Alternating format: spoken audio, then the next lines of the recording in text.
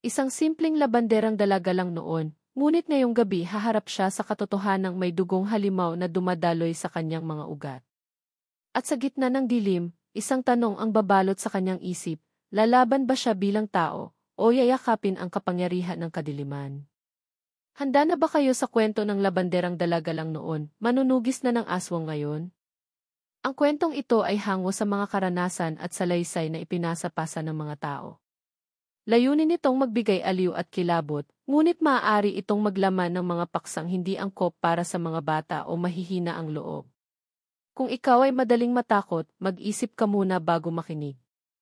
Tandaan, ito'y kathang-isip lamang at bahagi ng ating kulturang pamana ng mga kwentong kababalaghan. Minsan, may mga simpleng tao na sa unay ordinaryo lang ang buhay, walang kakaiba, walang misteryo, at tila ba nakatadhana na ang bawat araw ay umiikot lamang sa pagtatrabaho, pagkain at pahinga. Ngunit paano kung isang gabi, sa gitna ng katahimikan, biglang mabubuksan ang pinto ng isang mundo na matagal na palang nakatago sa lilim? Isang mundo na puno ng nilalang na hindi dapat nakikita ng karaniwang tao. Isang mundo na nakalaan pala para sa isang taong kagaya niya. Ang kwento ng ating bida ay nagsimula sa pinakapayak na pamumuhay. Siya si Aling Celia, isang labanderang dalaga na kilala sa kanilang baryo bilang masipag, tahimik at mapagkumbaba. Bata pa lamang ay sanay na siyang tumulong sa kanyang ina, kaya't natural na lamang sa kanya ang maglaba sa ilog tuwing umaga, nakikipagkwentuhan sa ibang kababaihan, at umaawit ng mga lumang kundiman habang pinipiga ang mga basang damit. Para sa lahat, siya ay isang simbolo ng kasipagan, isang babaeng walang tinatagong sikreto. Ngunit ang hindi nila alam, ang ilog na iyon na araw-araw niyang dinadalaw ay may mas malalim na koneksyon sa kanyang kapalaran. Sa kanilang baryo, laging may mga bulong-bulungan tungkol sa mga anino na gumagala tuwing kabilugan ng buwan. Sinasabi ng matatanda na ang kagubatan sa may bandang silangan ay pugad ng mga nilalang na hindi dapat lapitan. May mga kwento ng mga nawawalang hayop, mga bangkay ng manok na walang laman ang loob, at mga batang bigla na lang nilalagnat ng walang dahilan. Ngunit gaya ng nakasanayan ng mga tao, ang mga kwento ay naiwan na lang sa hangin, mga pamahiin at takot na ipinapasa-pasa. Wala sa kanilang nag-isip na baka totoo nga. Maliban sa kanya. Madalas, habang naglalaba sa dapit-hapon, naririnig ni Celia ang kakaibang bulong ng hangin. Minsan, may mga yapak sa buhangin kahit siya lamang mag-isa. At tuwing isinasawsaw niya ang kanyang kamay sa tubig, tila may malamig na haplos mula sa ilalim ng ilog, na parang isang kamay na nagtatangkang abutin siya. Subalit pinipili niyang huwag itong pansinin, hanggang sa dumating ang gabing hindi na niya kayang baliwalain. Isang gabi ng kabilugan ng buwan, habang siya ay pauwi na bitbit ang isang batyeng puno ng nilabhan, may narinig siyang alulong mula sa kagubatan. Hindi iyon karaniwang alulong ng aso, iyon ay malalim, matinis, at tila nagmumula sa isang nilalang na hindi dapat umiiral. Napahinto siya sa kanyang paglalakad, at nang lumingon siya, sa di kalayuan ay may nakita siyang mga mata na kumikislap sa dilim. Pula, mainit, at gutom. Tumakbo siya pauwi, halos mabitawan na ang kanyang dala, at pagdating sa kanilang kubo, agad siyang pumasok at isinara ang pinto. Doon niya narinig ang kanyang ina na mahina, ngunit mariing nagsalita, "Anak, dumating na ang panahon. Hindi ka lang labandera. May dugo ka ng mga manunugis." Naguluhan si Celia, hindi alam kung anong ibig sabihin ng kanyang ina. Ngunit bago pa siya makapagtanong, may malakas na kaluskos sa bubong. Kasunod ay ang pagdamba ng mabibigat na paa at ang nakaririnding halakhak na tila galing sa isang aswang na matagal ng gutom. Ang kanyang ina, bagamat matanda na, ay matatag na tumingin sa kanya at iniabot ang isang lumang pamalo na gawa sa kahoy na tila ba matagal nang nakatago. Ngayon ang simula ng iyong kapalaran, wika ng kanyang ina. Sa labas ng kanilang bahay, unti-unting naririnig ni Celia ang pagaspas ng mga pakpak. Isa, dalawa at higit pa. Ang buong paligid ay binalot ng dilim at malamig na hangin.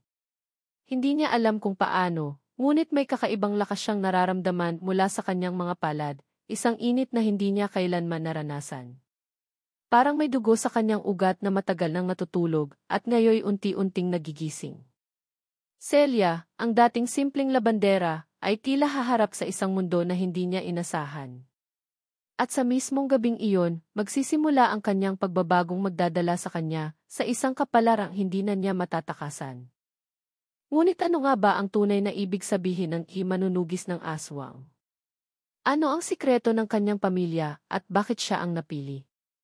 At higit sa lahat, paano siya lalaban kung ang kanyang kalaban ay hindi lamang isa, kundi isang buong hukbo ng mga nilalang na nagtatago sa dilim? Ang mga sagot ay darating, ngunit hindi pa ngayon. Sapagkat ngayong gabi, sa ilalim ng kabilugan ng buwan, magsisimula ang laban na babago sa kanyang buhay magpakailanman. At sa unang pagaspas ng pakpak na kumakaluskos sa bubungan nila, alam ni Celia na wala ng atrasan. Kung handa ka, halina't pakinggan ang buong kwento. Ngunit mag-ingat ka baka ang kwento niya ay maging kwento mo rin. Mabilis ang tibok ng puso ni Celia, habang mahigpit niyang hawak ang kahoy na pamalo na iniabot ng kanyang ina. Pakiramdam niya ay mabigat ito, hindi dahil sa bigat ng kahoy kundi dahil sa bigat ng kahulugan na dala nito. Sa labas ng kanilang kubo, patuloy ang pagaspas ng mga pakpak, malakas at nakabibingi, para bang maraming nilalang ang nagsisiksikan sa paligid. Minsan, bigla na lamang itong humuhupa, sa kamuling ugong na tila baga nakapalibot na sila sa bawat sulok. Nay, ano po ba to? Nanginginig ang boses ni Celia, habang halos mapatulo ang luha sa takot. Bakit parang ako ang hinahanap nila? Ngunit imbes na sagutin ng kanyang ina ang tanong, mahigpit lamang nitong hinawakan ang kamay niya at bumulong, "Huwag kang matakot, anak. Dugo natin ang kinatatakutan nila at dugo rin natin ang hinahanap nila." Bigla nilang narinig ang matinis na kaluskos ng kuko sa dingding na kawayan, kasunod ang halos sabay-sabay na pagtawa, mababang halakhak na may halong gutom at kasakiman. Kumalabog ang bubong at para bang may mabigat na bagay na dumapo rito. Tumigil ang paghinga ni Celia sa kaba. Sa kabila ng takot, napansin niyang tila may kakaibang init na kumakalat sa kanyang mga palad at braso, para bang nanliliyab ang dugo sa kanyang katawan. Lumapit siya sa bintana, dahan-dahan, habang nanginginig ang mga tuhod. Sa maliit na siwang, nasilip niya ang kislap ng dalawang mata sa dilim. Hindi iyon ordinaryong mata, ito'y mala parang nag-aapoy na pula, nakatitig ng tuwid sa kanya. At bago pa man siya makalayo, biglang lumapit ang nilalang at dumampi ang malamig na hininga nito sa siwang ng bintana. Napaatras siya, halos mabitawan ang hawak. "Nay! Nandito na sila," sigaw niya. Ngunit ang kanyang ina, sa halip na matakot, ay tila ba may alam na hindi pa niya sinasabi. "Celia, tandaan mo, huwag kang bibigay. Kapag nasilayan ka nila, malalaman nila kung sino ka. At kapag nalaman nila, hindi ka natitigilan." Lalong tumindi ang kaba ni Celia. Sino ba talaga siya? Bakit tila may lihim na matagal nang itinago ang kanyang ina? Hindi niya maintindihan, ngunit wala siyang panahon upang magtanong pa. Sapagkat sa sandaling iyon, may marahas na hampas sa pinto, kasunod ng mga kuko na nagkikiskisan sa kahoy. Isa, dalawa, tatlong malalakas na hampas, tila ba gustong gibain ng mga nilalang ang kanilang tahanan. Sa gitna ng kaguluhan, bumalik sa alaala ni Celia ang ilang pagkakataong tila ba may kakaiba na siyang napapansin noon pa. Ang mga pagkakataong nakikita niyang nagiging anino ang mga tao sa baryo, ngunit pagkurap niya ay nagiging normal muli. Ang mga gabi ng pagkakaroon niya ng mga panaginip kung saan siya ay tumatakbo sa gitna ng kagubatan, habol ng mga nilalang na may pakpak. At ang pinakakakaiba, ang kanyang panaginip na siya mismo ay humaharap sa isang nilalang, hawak ang parehong pamalo na ngayon nasa kanyang mga kamay. Naputol ang kanyang mga alaala nang biglang mabasag ang isang bahagi ng dingding. Mula roon, lumusot ang isang mahabang kamay na may matutulis na kuko, kumakapit at kumakamot na para bang hinahanap siya. Halos mapasigaw si Celia, ngunit pinigilan siya ng kanyang ina. "Tahimik lang, anak. Huwag mong ibigay ang takot mo. Iyan ang gusto nila, ang amuyin ang takot mo." Ngunit paano siya mananahimik kung ang mismong paligid ay puno ng halakhak, kaluskos, at mabibigat na yapak? Ang lampara sa gitna ng kanilang kubo ay biglang kumurap-kurap, para bang may humihigop ng liwanag mula rito. Ang anino ng kanyang ina sa dingding ay tila gumagalaw ng hindi tugma sa bawat kilos nito. At sa labas, ang mga mata, hindi lamang 2, kundi 10, 20, at tila dumadami pa, lahat ay nakatitig sa kanilang tahanan. Nay, hindi ko na kaya, mahina niyang sabi, halos maiyak. Ngunit muling tumitig ang kanyang ina sa kanya, may halong tapang at lungkot. Kaya mo, anak. Sapagkat ikaw ang huling pag-asa ng dugo natin. Hindi aksidente na ikaw ang napili. Bago pa siya makasagot, muling dumagundong ang bubong. Sa pagkakataong ito, may bumagsak na mabigat sa lupa, at isang nakapangingilabot na sigaw ang kumawala. Hindi iyon sigaw ng tao, iyon ay halong huni ng paniki at ungol ng hayop, nakakapangilabot at nakapapatindig ng balahibo.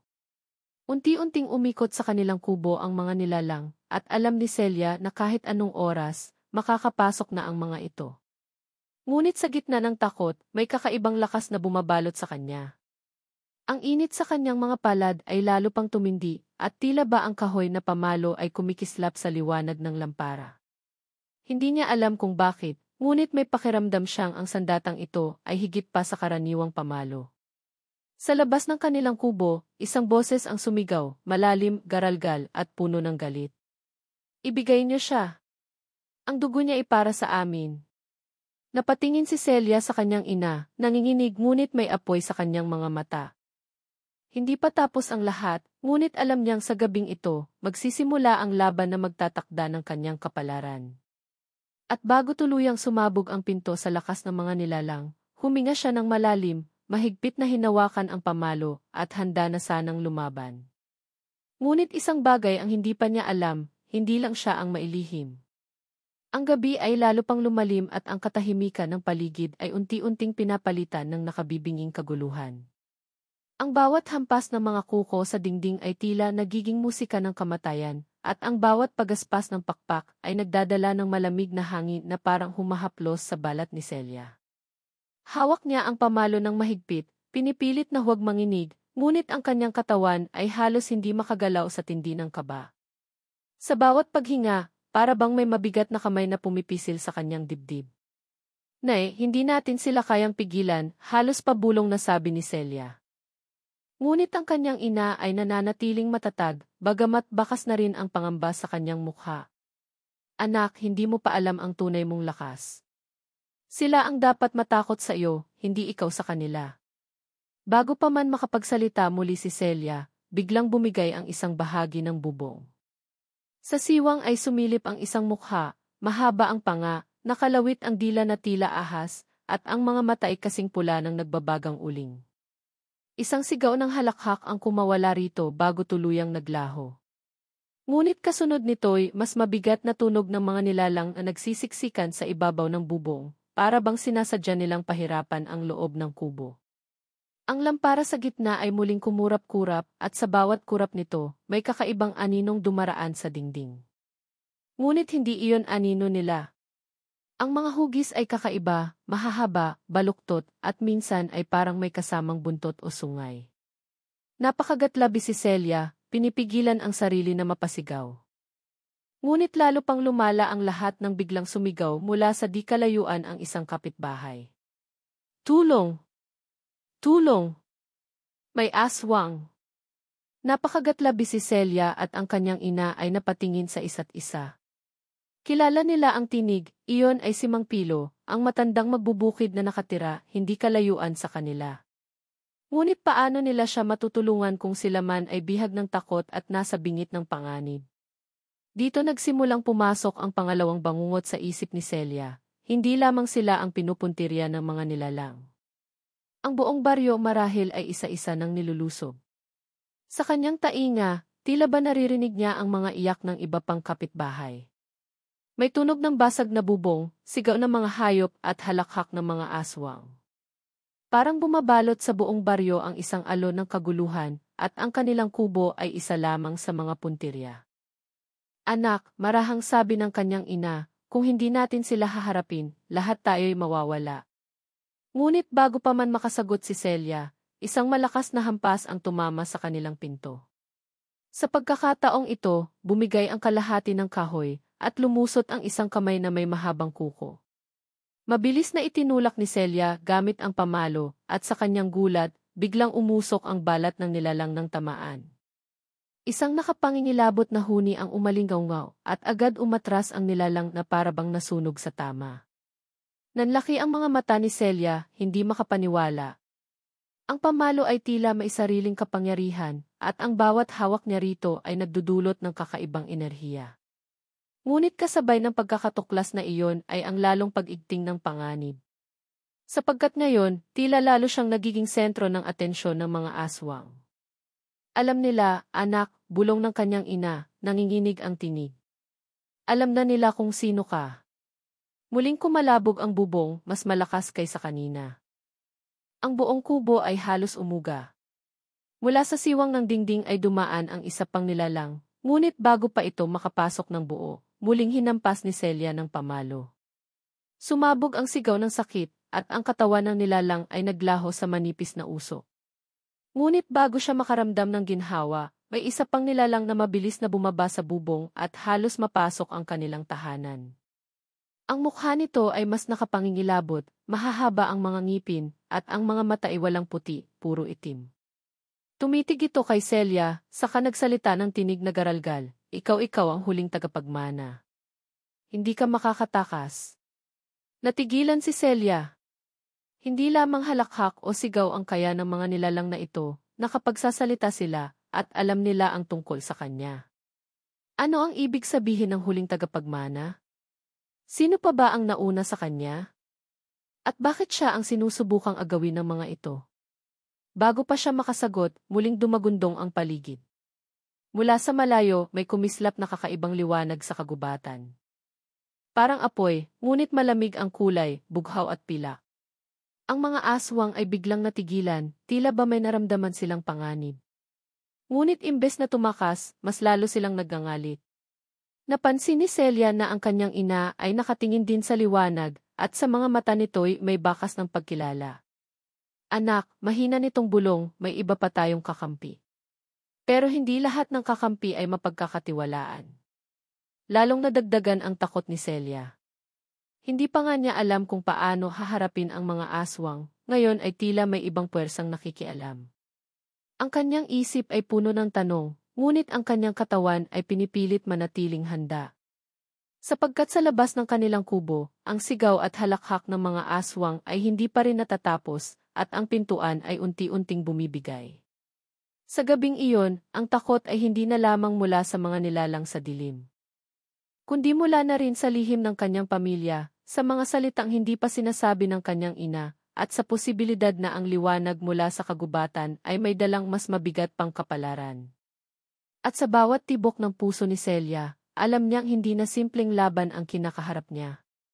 Ito ay simula ng isang digmaan na maaaring kumitil hindi lamang sa kanya, kundi sa buong baryo, o baka pati sa buong angkan niya. Bumigay na ang kalahati ng pintuan, at ang mga kawayan ay isa-isang nabubunot mula sa pagkakabit. Ang tunog ng mga kuko na kumakaskas at ang pagaspas ng mga pakpak ay halos pumutok sa tenga ni Celia. Ramdam niya ang malamig na hangin na pumapasok sa bawat siwang ng kanilang kubo, dala ang amoy ng dugo at nabubulok na karne. Hindi na ito mga simpleng kaluskos, ito'y tunog ng mga nilalang na gutom at sabik na sabik sa kanyang dugo. Nakatayo si Celia sa gitna ng kubo, hawak ang pamalo na tila lalong kumikislap habang lumalapit ang panganib. Nararamdaman niyang ang kanyang mga kamay ay nanginginig, ngunit sa ilalim ng panginginig na iyon ay may init na tila ba nagbabaga, handang sumabog. Ang kanyang ina ay nasa tabi niya, pinipigilan siyang umatras, ngunit baka sa mukha nito ang labis na pangamba. Hindi na ito ang payapang gabing inaakala niya, kundi simula ng isang bangungot na wala ng katapusan. Mula sa butas ng dingding, muling lumusot ang isang kamay, mahaba, butot balat, may matutulis na kuko na parang mga patalim. Hinampas niya ito ng buong lakas, at muling nagliyab ng usok ang balat ng nilalang. Umalingaw-ngaw ang huni nitong puno ng galit at sakit, ngunit sa halip na umatras, mas lalo itong nagngalit. At kasabay nito, maririnig ang daan-daang yapak na lumalapit mula sa kagubatan. Anak, bulong ng kanyang ina, mas marami sila ngayon. Hindi sila titigil hanggat hindi ka nila nakukuha. Muling nagkibit ang bubong, at ang mga anino ng mga pakpak ay dumaan sa ilaw ng lampara. Isa-isang nagbabagsakan ang mga alupihan mula sa kisam, malalaki, itim at may kislap sa mga mata. Kumakapit ang mga ito sa dingding, gumagapang papunta sa kanila. Napasigaw si Celia at mabilis na hinampas ang pinakamalapit, nadurog ito at nagkalat ang maitim na likido sa sahig. Ngunit hindi lang isa ang bumaba, 10, 20 at parami ng parami. Hindi niya alam kung alin ang mas nakakatakot, ang mga aswang na pilit pumapasok, o ang mga nilalang na tila mga alagad na ipinapadala para sa kanila. Sa bawat hampas niya ng pamalo, mas lalo niyang nararamdaman ang bigat ng kanyang kapalaran. Para bang bawat kalaban na nasasaktan niya ay nag-udyok sa iba na dumami at lumapit. Sa labas ng kubo, may sumigaw na muli, hindi tinig ng tao, kundi ng isang bagay na mas matanda at mas makapangyarihan. Ilabas niyo siya. Ang dugo niya ay sa amin. Ang boses ay dumadagundong, gumagapang sa kanyang pandinig, at tila pumapasok hanggang sa kanyang utak. Napahawak si Celia sa ulo, halos mamatay sa sakit ng naririnig. Napasulyap siya sa kanyang ina, at nakita niya ang matinding takot sa mga mata nito. Hindi lang basta mga aswang ang kalaban nila, may isa pang mas malakas na pinuno na nakatingin mismo sa kanya. Ngunit bago pa man niya maintindihan, naramdaman niyang may pumasok na malamig na hangin sa loob ng kubo, dumadaloy sa kanyang balat, para bang may dumadapong anino sa kanyang likuran. Napatingin siya sa dingding at nakita niya ang sariling anino na kumikilos kahit hindi siya gumagalaw. Napaatras siya, hindi makapaniwala. Ang kanyang sariling anino ay humawak ng pamalo, sabay na kumikilos sa kanya, ngunit minsan ay nauuna, minsan ay nahuhuli. Parang hindi na siya mag-isa. Habang patuloy ang kaguluhan, biglang umalingaw-ngaw mula sa malayo ang isang iyak ng bata. Malinaw, malapit at puno ng takot. Napalunok si Celia, hindi alam kung totoo o isa lamang itong panlilinlang. Ngunit kung totoo, may inosente pang nadadamay sa kaguluhan. Nay, may bata, nanginginig niyang sabi. Ngunit bago pa siya makapagtuloy, hinawakan siya ng mahigpit ng kanyang ina. Huwag mong sundan ang tinig. Panlilin lang iyon. Ganyan sila, gagamit ng takot at awa para hilahin ka palabas. Ngunit mas lalo lang siyang nayanig sa loob. Sapagkat kung hindi iyon panlilin lang, baka may isang buhay na mawawala dahil sa kanyang pag-aalinlangan.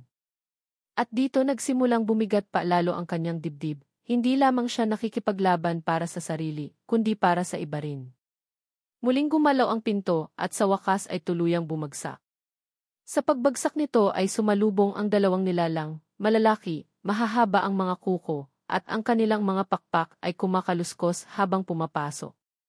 Ang kanilang mga mata ay nakatuon lamang kay Celia. Napaatras siya, halos madapa, ngunit bago pa man siya tuluyang mahulog, kumislap ang pamalo sa kanyang kamay. Isang liwanag ang sumabog mula rito, at kahit sandali lamang, umatras ang mga nilalang. Ngunit ang sigaw nila ay lalong nakakapangilabot, puno ng galit at puot. Nakatitig si Celia sa kanila, nanginginig, at pakiramdam niya ay wala ng takas. Sapagkat kahit pa makalaban siya ngayon, mas marami at mas malalakas ang darating. Ang buong paligid ay parang bumabagsak sa kanya, ang mga anino ay gumagapang sa sahig, ang lampara ay muling nagliliyab ng kusa, at ang boses mula sa dilim ay nagiging mas malinaw, wala kang takas, Celia. Ang dugo mo'y amin. At sa sandaling iyon, naramdaman niya ang malamig na kamay na dumampi sa kanyang balikat mula sa likuran, isang kamay na hindi pag-aari ng kanyang ina. Napalingon siya, at ang nakita niya ay mas nakapangingilabot pa kaysa sa lahat ng nasa labas. Nang lingunin ni Celia ang kanyang balikat, halos mapatigil ang tibok ng kanyang puso. Hindi tao ang nakatayo roon, isang nilalang nayari sa purong anino, hugis babae ngunit walang mukha. Ang mga mata nito'y dalawang walang hanggang hukay ng kadiliman, at ang kamay nitong nakadampi sa balikat niya ay malamig na parang yelo. Hindi ito aswang, kundi ibang anyo ng kasamaan na tila mas matanda pa kaysa sa lahat ng narinig niyang alamat. Anak, nanginginig na sabi ng kanyang ina, halos mawala ng boses, iyan ang dahilan kung bakit ikaw ang pinili. Hindi lang dugo ng tao ang dumadaloy sa'yo. May bahagi ka ng nilim. Halos mawalan ng ulirat si Celia sa narinig. Nilim? Bahagi niya ang mga anino. Pakiramdam niya inanlalamig ang kanyang buong katawan, at ang pamalong hawak niya ay biglang bumigat na para bang ayaw nang makinig sa kanya. Ang mga aswang na nasa harapan ay biglang tumigil, hindi umatake, kundi yumuko hindi sa kanya, kundi sa nilalang na nasa kanyang likuran.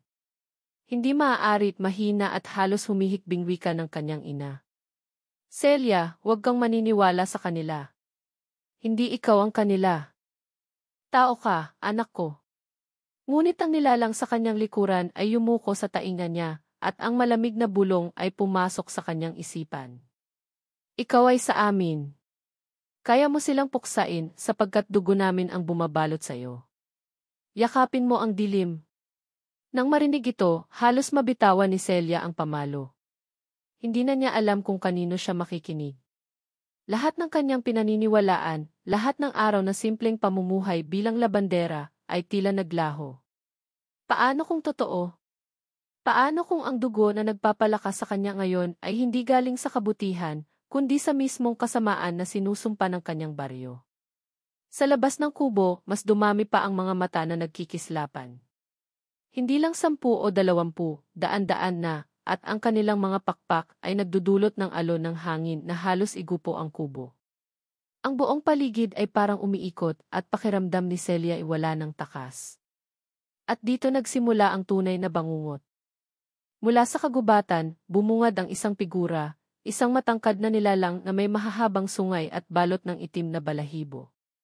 Ang kanyang mga mata ay dilaw at ang bibig ay may mahahabang ngipin na parang punong-puno ng dugo ng daan-daang biktima.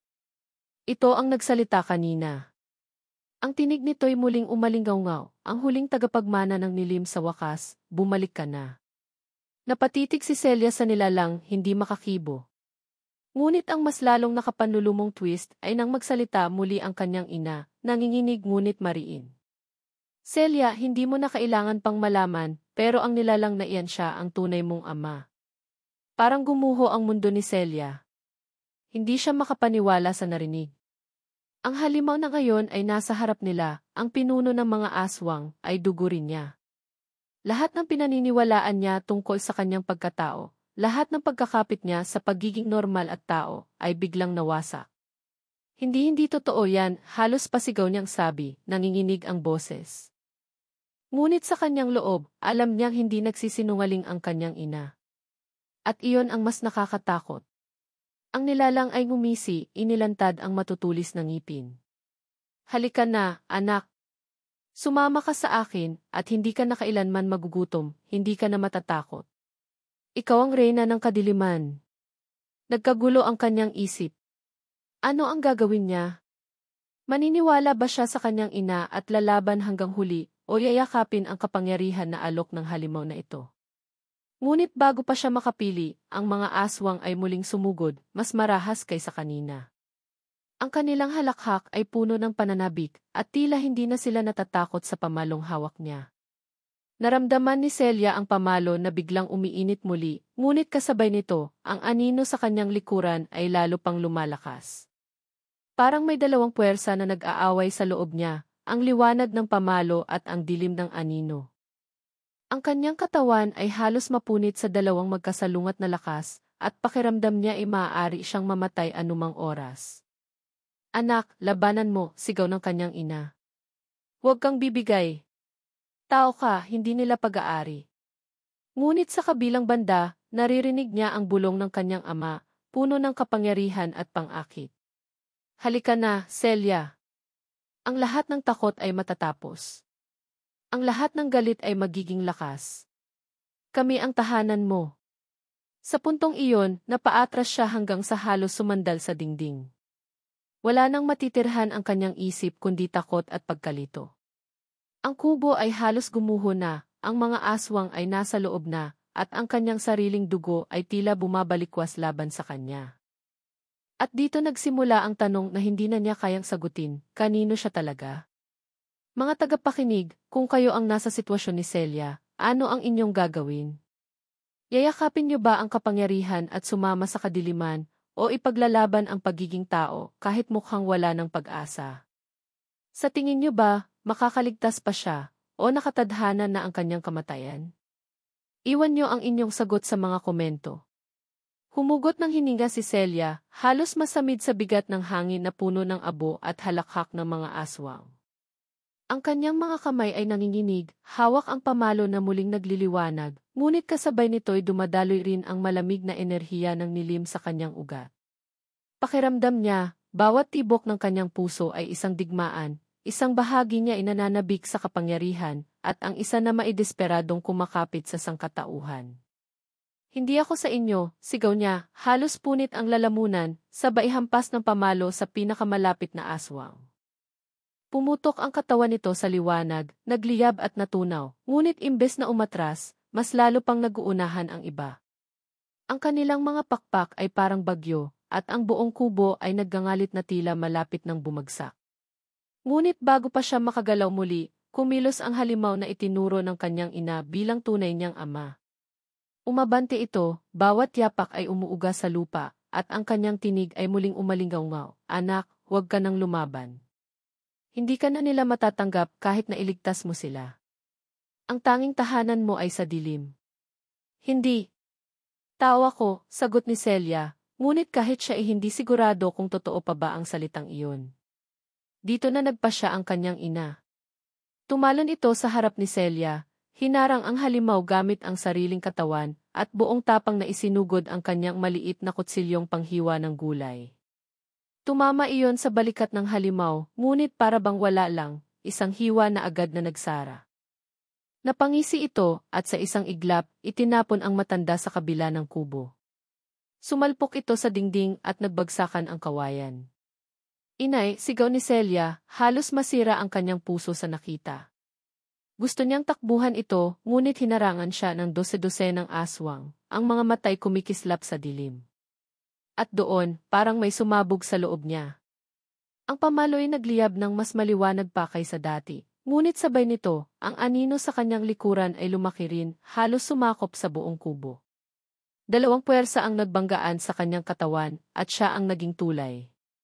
Ang mga aswang ay natigilan, hindi makalapit, habang siya ay sumisigaw sa sakit. Mula sa labas, ang langit ay dumilim, at isang malakas na kulog ang yumanig sa lupa. Ang hangin ay sumipol na parang boses ng libo-libong kaluluwa. Ang baryo, kahit ilang kilometro ang layo, ay nakarinig ng nakapangingilabot na alingawngaw. Anak, mahina ngunit mariin ang boses ng kanyang ina, kahit sugatan. Piliin mo na ngayon. Kung kanino ka kung ano ka, napatitig si Celia sa kanyang ama, ang halimaw na nakangisi, bukas ang mga kamay, parang nag-aalok ng yakap. Napatitig din siya sa kanyang ina, duguan, halos wala ng lakas, ngunit may apoy ng pag-ibig sa mga mata. At dito siya sumigaw, isang sigaw na hindi na niya alam kung galing sa kanyang sariling bibig o mula sa parehong liwanag at dilim na nasa kanya. Inangat niya ang pamalo at sabay hampas sa sahig. Pumutok ang kubo sa liwanag na parang araw, at lahat ng aswang sa paligid ay nagsisigaw, nasusunog ang mga pakpak at nagkadurog-durog ang katawan. Ngunit ang hindi niya inaasahan, ang kanyang sariling anino ay gumalaw ng mag-isa, humiwalay sa kanyang katawan, at sa halip na mamatay kasama ng iba, ito'y nanatiling buhay. Tumayo ito sa tabi ng kanyang ama at sabay silang ngumisi. Hindi ka makakatakas sa amin, bulong ng kanyang anino, parehong boses niya, ngunit mas malamig, mas mabangis. Nanginginig si Celia, hindi alam kung mananalo ba siya o hindi. Napatay niya ang marami sa mga aswang, ngunit ngayon, siya mismo ang haharap sa kanyang pinakamalaking kalaban, ang sarili niyang kadiliman, na ngayon ay maisariling anyo. Sa labas ng kubo, nagsimulang mag-apoy ang buong kagubatan, hindi dahil sa apoy, kundi sa kakaibang liwanag at anino na nagbabanggaan.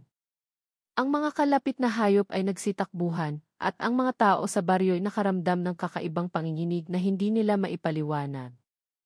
Huling tanong ang bumalot sa isip ni Celia, habang hawak pa rin ang pamalo na ngayon ay nagkakabasag-basag na rin. Kung siya man ay manalo, may matitira pa kaya sa kanyang pagkatao? O tuluyan na ba siyang magiging halimaw? At bago siya muling sumugod, muling nagtanong ang kanyang anino, handa ka bang patayin ako, kahit ako rin ang ikaw? Mga tagapakinig kung kayo si Celia, lalaban ba kayo sa sarili ninyong anino? O hahayaan niyong sakupin kayo ng kapangyarihan na iyon?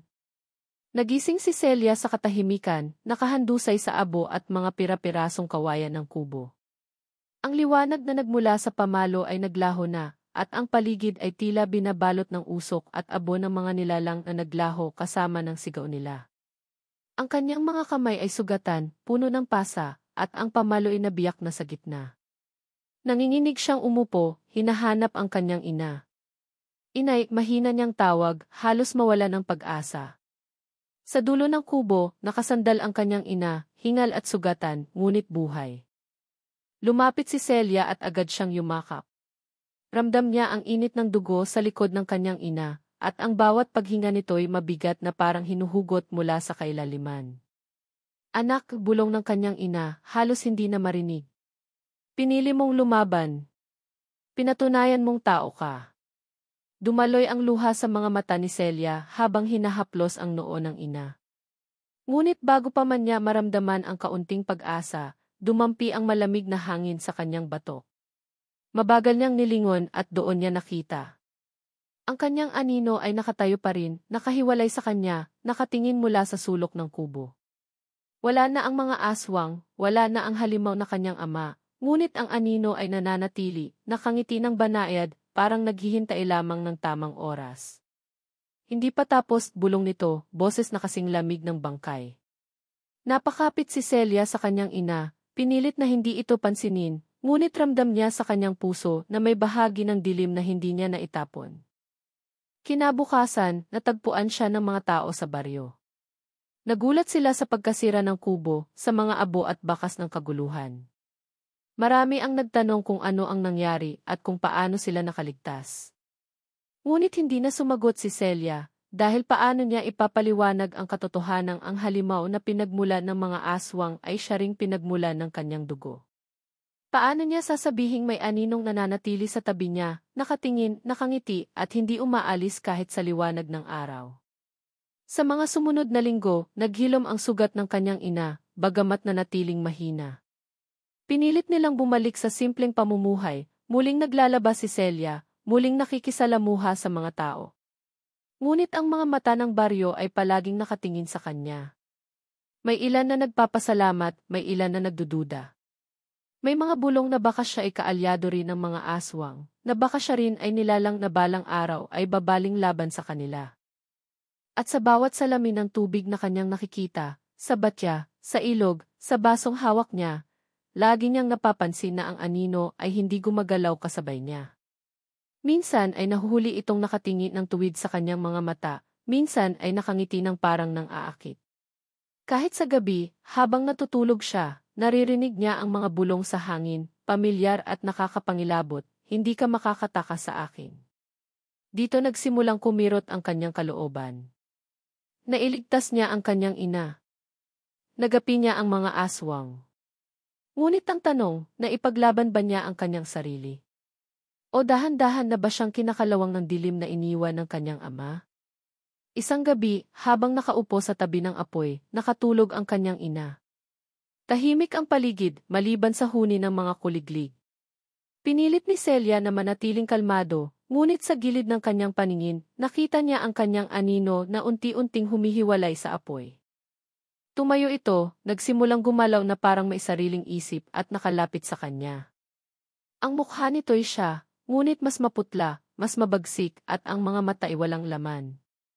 Ano ka ba talaga? Pabulong niyang tanong, nanginginig ang mga kamay. Ngunit ang anino ay ngumiti lamang at sumagot, ako ang ikaw na hindi mo matatakasan.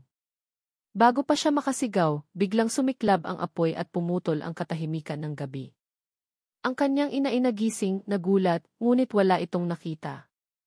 Ano iyon, anak? Tanong ng ina.